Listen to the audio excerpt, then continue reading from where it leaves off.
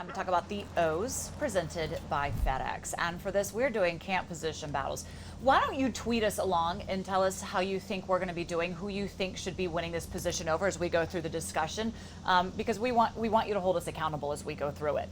Let's start right at it. Left tackle. That is the biggest question mark. Trent Williams is gone. He is on his merry way. He's served the team well for so many years, but now you have a big question mark of where are you going to go. You have Jerron Christian, Sadiq Charles, which they just drafted out of LSU, and Cornelius Lucas. Santana, who do you see winning this one? Yeah, it's kind of tough, I believe Sadiq Charles is my favorite coming into this race, but when you come to just knowing that you need a guy that's going to make sure that he's going to show up and show out every time, protecting that blind side, you have Christian and you have Lucas as being veterans. Right now, the door is open for Lucas to hone in and say, hey, this is my job because I'm a veteran. I have more experience. I've been a backup guy for far too long. Now it's time for me to be a starter. So it's going to be interesting to see who come out of this race. But if you had to ask me for a favorite, I would say, Sadiq is my favorite coming into this. He has the potential to play guard and tackle. He played both at college at LSU, as he did win the overall national top alignment in 2019. But I know they really want him at left tackle. I can see him coming in here. The ceiling is really high for him. He has the athletic ability. He has the balance. He has the ability to recover. He has good techniques. He has the fast feet. He has all the intangibles that you need to be able to hold down that position. I think it's going to come down to how quickly, as a rookie, can he grasp the system in order to come in and be a starter. Yeah. Jerron Christian has come in. He's someone that they would really like to see develop a little bit further. They're hoping that he would have been further along in his development, that they could have had more faith in him than they do at this point. But he's going to get his opportunities as well. And Cornelius Lucas, look, he's got the size, the long arms, the feet. I think they say he plays a little bit too high. So it's a position to look out for. But I think Sadiq Charles, I think he has the advantage to come in here and really dominate and take that over should he want that. If we go over to left guard, you have a battle of the Wes's, Wes Martin and Wes Schweitzer. Where do you see which Wes will win this one? Well, may the best West win, and if you think about it, both of these guys can play all three interior positions, and Wes Martin had one of the highest grade for being a sub last year coming in for Sheriff. The door is open, but I believe that if you had to ask me, if you really ask me, I would say Wes Schweitzer, they brought him in here to be that guy.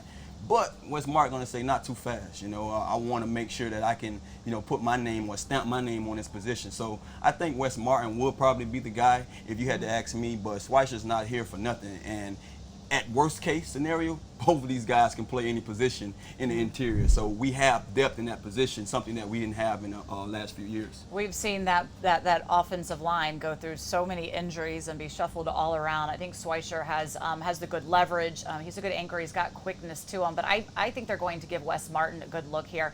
They really liked what he was able to do and the growth, and I think they feel that should he continue that path, that he's going to be a good option to be out there at start. If we go now to the number 2 wide receiver, well, it's kind of wide open, folks. You have Terry McLaurin and then a big old question mark. Who's going to be coming in after that? You have Antonio Gandy Golden. A lot of excitement for him. He's a big body. He's physical. They just drafted him. He's got a jack of all trades. He can do that Rubik's Cube stuff, backflips, juggle. I mean, all of that, which really you just need to know that he can catch the ball in the end zone and be the quarterback's best friend. Steven Sims Jr. Really played mostly in the slot and on certain little packages last season, but they want to try and be able to see how much more they can get out of him, lining him up in different areas as well. And then you have Inman as well. He's coming in. He can run good routes, not the fastest, but as a receiver, if you can run those routes, be in the right place, if you can catch the ball, and the quarterback knows to take advantage of that, you can be pretty effective. Yeah, I think this door open for a veteran that could come in there and say, hey, this is my role. I want to be that veteran that can lead this core. We have a lot of talented young guys. Inman is a guy that he's bounced around and he has, enough, production out there that he can say, hey, I could come in here and be that guy, to be in the right spot at the right time. When you look at the young guys that's pushing for this job, AGG, very versatile. He's athletic, he's tall, he can catch make the tough catch. He showed you that time and time again in college. And I won't be surprised if he pushes all the way out to that last week of practice for that job, because I think he has the tools and the intangibles. But then we say Sims Jr., will I want him out there?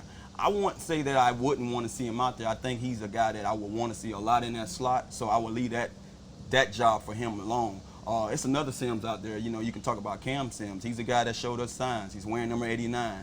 I've been reaching out to him time and time again because I saw that he has a lot of potential. So let's see if he can just hone in on everything this year, knowing that he has another chance to go out there and say, hey, maybe I'll make a case for being that number 2 guy. And then we have a guy out that's not even practicing right now who we got over from the Giants. You know, he has a situation going on that I think the coach is paying very close attention to. So he can come in here and be a solid number 2 guy too. So I think it's a lot of guys that has, a chance to go after that job.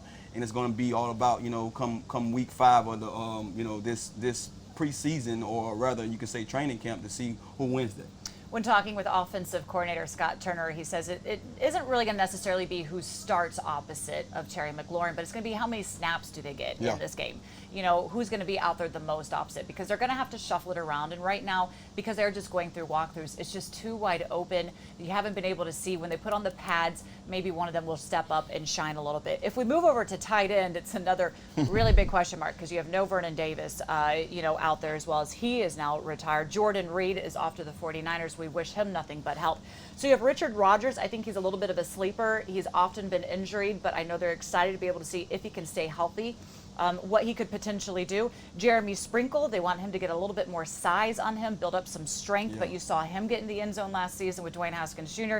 And Logan Thomas coming over. Yes, he played tight end in high school. He did, but he played quarterback in college, and he is relatively new to playing tight end in the pros. Detroit wanted to keep him, but Washington was able to woo him away. Yeah, Logan Thomas, this is probably his job. You know, he's been brought in here to be the starter. You have a guy in Sprinkles that's familiar with, with our, our things, how we do things around here. I look at him as being a great backup. Richard Rodgers, he has to show that he can be healthy and probably make a case for being that guy also. And then you can't think, leave out Thaddeus, Thaddeus Moss, whenever things get better for him and he can get out there at full speed, he's the guy that you can always say, hey, man, at the end of the day, he's a Moss. He's Randy's son, and I can, be assured that he's going to be a player, when things kind of, hit home for him and he get the grasp of everything. And he's excited to prove himself as well. He said he felt slighted that he wasn't drafted, but he was picked up pretty quickly by the Washington football team. If we go on to running back, look, you have Adrian Peterson still doing it, getting it done. Bryce Love has to prove that he is healthy and can be back there, but if so, boy, he can be dynamic. And Coach was telling us he's not just a run on the outside, catch the ball. He has the ability of going in between the tackles as well. J.D. McKissick, probably more your third down back and very situational. And Antonio Gibson, they are excited to be able to see where they can line him up, what he can do in this offense. I look at this race, being wide open also, but I also say that, you can, out the gate, out the starting blocks, I would say AP, he's leading this race. He's the guy that I would rely on. I want to see that guy. I want that workhorse to lead these young guys. Coach spoke on Barber, said, hey, don't leave him out of this, when it comes down to it. He's the guy that can be that first and second down back also, and he also can catch out the backfield, which is, well as, AP. But when you talk about McKissick, he's the guy that you say, hey, he's the CT guy. He's that third down guy that we can use in a passing game. And then we have our young guy, our rookie, AG. He's the guy that I think, when we look at it, we have him right now as being that hybrid player, where he can be the running back, he can be a receiver. But I think when it all comes down to it, if anybody's going to, have a huge load to carry, they're probably going to rely on him to be that playmaker at times that they call on, because he has the skill set that they brought him in here for. I think they said 25 to 30 plays a game for AG, the rookie, hoping he steps up big time for that.